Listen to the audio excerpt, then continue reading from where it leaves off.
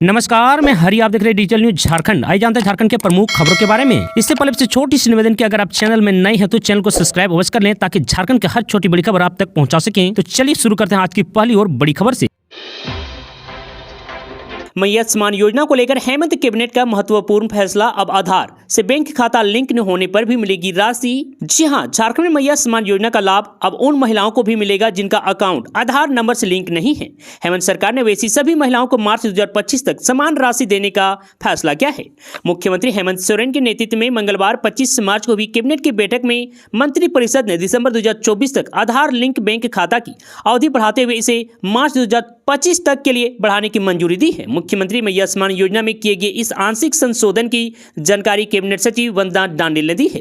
आपको बता दूं कि मुख्यमंत्री हेमंत सोरेन के नेतृत्व में झारखंड मंत्रालय में हुई कैबिनेट की बैठक में कुल 16 प्रस्तावों पर मंजूरी प्रदान की गई है। और वहीं इधर कैबिनेट ने सर्वोच्च न्यायालय के आदेश पर दिव्यांग बच्चों को शिक्षा की समुचित व्यवस्था प्रदान करने की कोशिश की गई है। इसके लिए राज्य के प्रारंभिक विद्यालय में इंटरमीडिएट प्रशिक्षित सहायक आचार्य के 20,825 पद एवं स्नातक प्रशिक्षित सहायक आचार्य के 29,175 पद स्वीकृत किए गए हैं। कुल 50,000 स्वीकृत पदों में से इंटरमीडिएट स्तरीय विशेष प्रशिक्षित सहायक आचार्य के 2399 पद एवं स्नातक स्तरीय विशेष प्रशिक्षित सहायक आचार्य के 1052 पद आने की कुल 3,451 पद की स्वीकृति प्रदान की गई है। और वहीं इधर मंत्री परिषद ने जल संसाधन विभाग के अंतर्गत कार्य संविदा में संबंधित भुगतान के एक प्रस्ताव में निर्माण कार्य श्रेणी में दिनांक 18/7/2022 से प्रभावी जीएसटी दर 12% के स्थान पर 18% की वृद्धि के अंतर राशि की स्वीकृति प्रदान की गई है। इसी तरह अन्य कई और महत्वपूर्ण फैसले लिए गए हैं। 5,000 पेंशन की मांग लेकर दिव्यांगों ने किया पैदल मार्च। राजभवन से लेकर अल्बर्ट एक्का चौक तक प्रदर्शन। जी हां, झारखंड दिव्यांग आंदोलन संघ के बैनर तले सैकड़ों दिव्यांग जनों ने अपनी मांगों को लेकर मंगलवार को राजभवन से अल्बर्ट एक्का चौक तक पैदल मार्च किया। बता दूं, उन्होंने सरकार से दिव्यांग पेंशन को बढ़ाकर 5,000 रुपये प्रति माह करने की मांग की है। प्रदर्शनकारियों का कहना है कि वर्तमान में दिव्यांग पेंशन केवल 1,000 रुपये है, जबकि मुख्यमंत्री मैया सम्मान योजना के तहत महिलाओं को 25 रुपये मिल रहे हैं। उन्होंने सरकार व दिव्यांगों की उपेक्षा करने का आरोप लगाया है और कहा है कि वर्ष 2022 में विधानसभा घेराव के दौरान पेंशन बढ़ाने पर सहमति बनी थी, लेकिन अब तक कोई बदलाव नहीं हुआ है। कर्नाटक में मुसलमानों के आरक्षण की गूंज पहुंची झारखंड। नेता प्रतिपक्ष ने की आलोचना। जी हां, कर्नाटक में सरकारी ठेकों में मुसलमानों को 4% आरक्षण दिए जाने पर सियासत जारी है।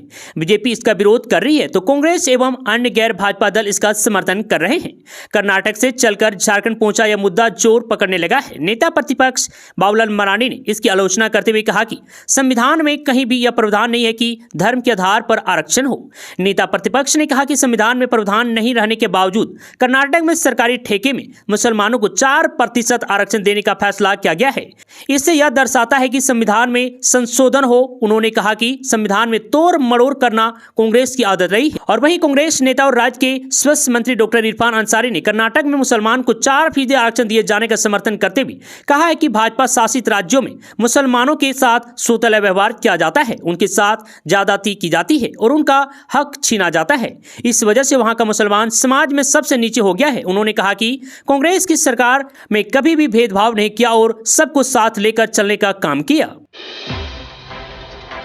जेएसएससी सीजीएल पेपर लीक मामले में बड़ी कार्रवाई। झारखंड पुलिस के 8 जवान गिरफ्तार। जी हां, झारखंड राज्य कर्मचारी चयन आयोग जेएसएससी के अधीन संचालित संयुक्त स्नातक स्तरीय सीजीएल परीक्षा के पेपर लीक मामले की जांच कर रही सीआईडी ने 8 संदिग्धों को गिरफ्तार कर लिया है।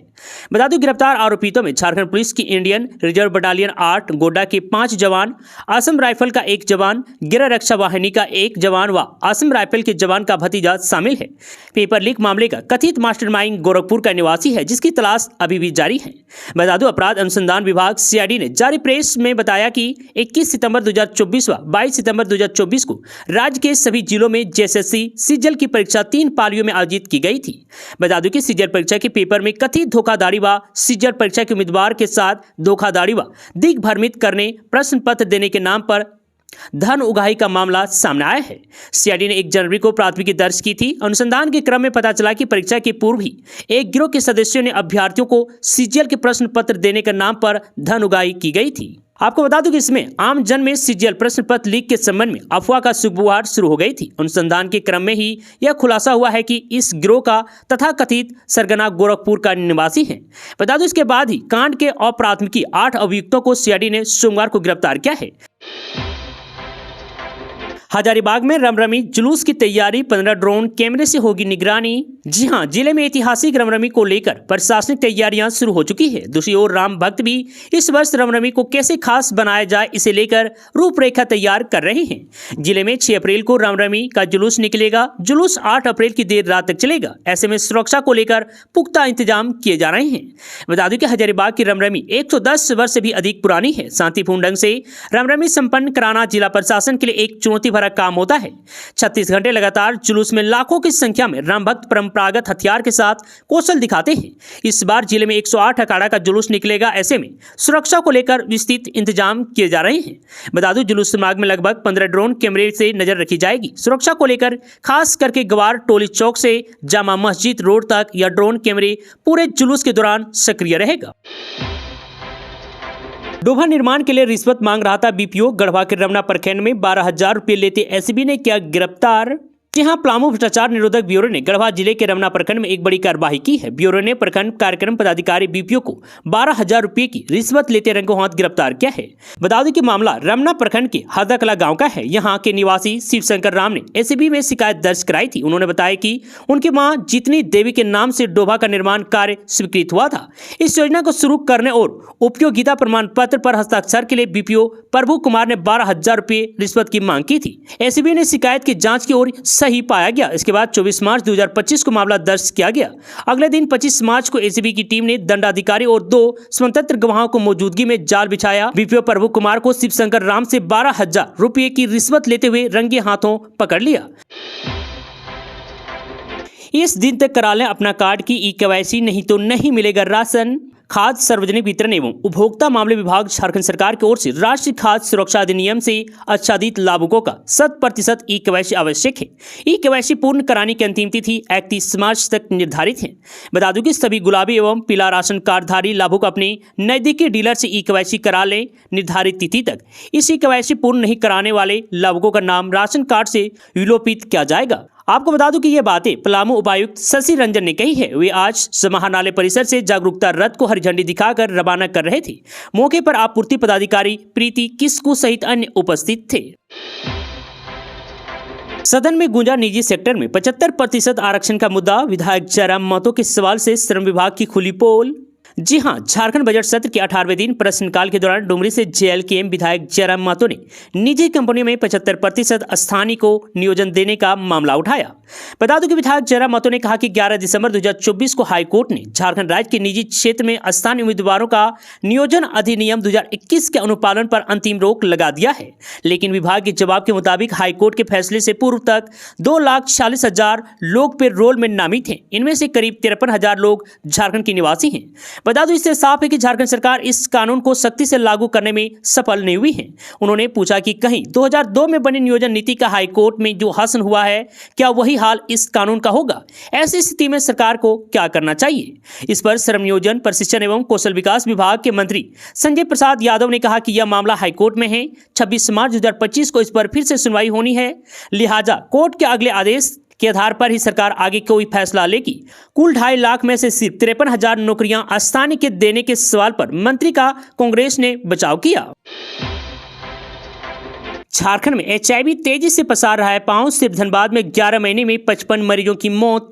जी हां, झारखंड में एचआईवी संक्रमण एक गंभीर समस्या बनता जा रहा है। वर्तमान में सिर्फ धनबाद में कुल 3200 एचआईवी संक्रमित मरीज हैं, जिनमें से 1500 मरीजों का इलाज SNMMCH के एंट्री रेट्रोवायरल थेरेपी सेंटर में चल रहा है। चिंता की बात यह है कि अप्रैल 2024 से फरवरी 2025 के बीच 55 एचआईवी पॉजिटिव मरीजों की मृत्यु हो चुकी है। आपको बता दूं कि NACO यानी कि नेशनल एड्स कंट्रोल ऑर्गेनाइजेशन के 2019 के अनुमान के अनुसार भारत में लगभग 23.48 लाख लोग एचआईवी पॉजिटिव हैं।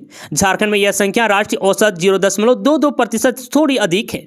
वर्ल्ड ऑर्गेनाइजेशन के अनुसार झारखंड उन राज्यों में शामिल है जहां एचआईवी प्रसार में वृद्धि देखी गई है। 2021 तक झारखंड में अनुमानित वयस्क HIV प्रसार दर लगभग 0.3% के आसपास थी, जो राष्ट्रीय औसत से अधिक है। लगभग 3.8 करोड़ की जनसंख्या वाले राज्य में करीब 1 लाख से अधिक लोग HIV से प्रभावित हो सकते हैं। जमशेदपुर में सिर्फ फरवरी में 572 ड्राइविंग लाइसेंस सस्पेंड, तो वहीं 14.5 लाख रुपए वसूला जुर्माना। जी हां, फरवरी माह में जमशेदपुर में सड़क सुरक्षा नियमों की अवहेलना करने पर 572 वाहन चालकों के ड्राइविंग लाइसेंस सस्पेंड किए गए हैं। इसके अलावा वाहन जांच अभियान के दौरान बिना हेलमेट दोपहिया वाहन चालकों और बिना सीट बेल्ट चारपहिया वाहन चालकों समेत अन्य यातायात नियमों के उल्लंघन पर 14,50,000 रुपए का जुर्माना भी वसूला गया है। इसी दौरान 1928 नए ड्राइविंग लाइसेंस भी बनाए गए हैं, जिनमें से 1637 पुरुष और 291 महिलाएं शामिल हैं। बता दूं कि इस संदर्भ में जमशेदपुर के डीसी अनन्य मित्तल और एसएसपी किशोर कौशल ने यंग इंडियन के प्रतिनिधियों को सड़क सुरक्षा के प्रति जागरूकता अभियान चलाने का निर्देश दिया। साथ ही यंग इंडिया द्वारा शहर के प्राइवेट स्कूलों में चलाए जा रहे जागरूकता अभियानों की समीक्षा भी की गई। इसे और अधिक प्रभावी, रोचक और ज्ञानवर्धक बनाने के लिए सुझाव दिए गए, ताकि स्कूल के बच्चे और वाहन चालक आसान भाषा में यातायात नियमों को समझ सके और पालन कर सके।